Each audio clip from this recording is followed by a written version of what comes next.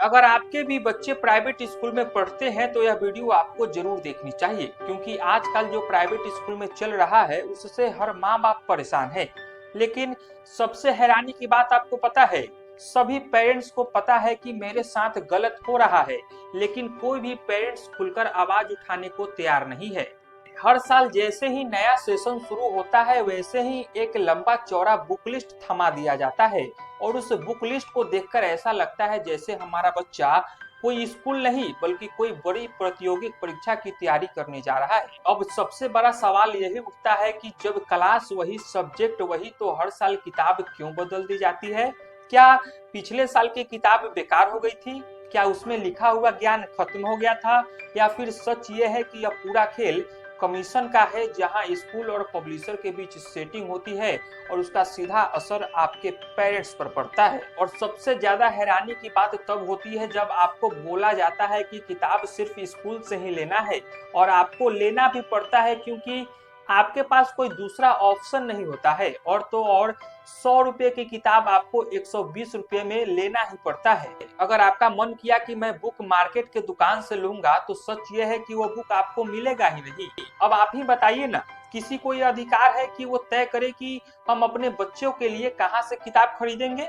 अब बात करते हैं स्कूल फीस को, जहां पर कहानी और भी ज्यादा गंभीर हो जाती है, क्योंकि यहाँ पर इतने तरह तरह के फीस जोड़ दिए जाते हैं कि पेरेंट्स को समझ ही नहीं आता है कि आखिर किस चीज का पैसा दे रहे हैं। ट्यूशन फीस के अलावा admission fees, activity fees, smart class fees, और तो और डेवलपमेंट फीस, और न जाने कितने नामों के पैसे लिए जाते हैं। लेकिन सवाल वही है, क्या स्कूल में उतना डेवलपमेंट सच में हो रहा है? क्या बच्चों को उतनी सुविधाएं मिल पा रही है जिसके लिए पैसे दिए जा रहे हैं, या फिर सिर्फ नाम बदलकर पैसे वसूले जा रहे हैं? और सबसे कड़वी सच्चाई तो तब सामने आती है जब एडमिशन के समय डोनेशन का खेल चलता है, जहां सीधे तौर पर कुछ नहीं कहा जाता लेकिन इशारों में सब कुछ कह दिया जाता है। अगर सीट चाहिए तो कुछ एक्स्ट्रा करना पड़ेगा। अब आप ही सोचिए ना, ये शिक्षा है या फिर बिजनेस बन चुका है, जहां पर पैसे देने वाला ही आगे बढ़ेगा और गरीब या फिर मिडिल क्लास परिवार का बच्चा एकदम मतलब समझिए कि वो सब कुछ सहता रहेगा। एक पिता जो दिन रात मेहनत करता है, अपनी कमाई का बड़ा हिस्सा सिर्फ इसलिए खर्च कर देता है ताकि उसका बच्चा अच्छे स्कूल में पढ़े, लेकिन बदले में उसे मिलता क्या है? हर साल बढ़ता हुआ खर्चा और स्कूल की बढ़ती हुई मनमानी। अब सवाल ये है कि क्या ये सब ऐसे ही चलता रहेगा या कोई इस पर रोक लगाएगा? क्या सरकार और शिक्षा विभाग को ये सब नहीं दिखाई देता?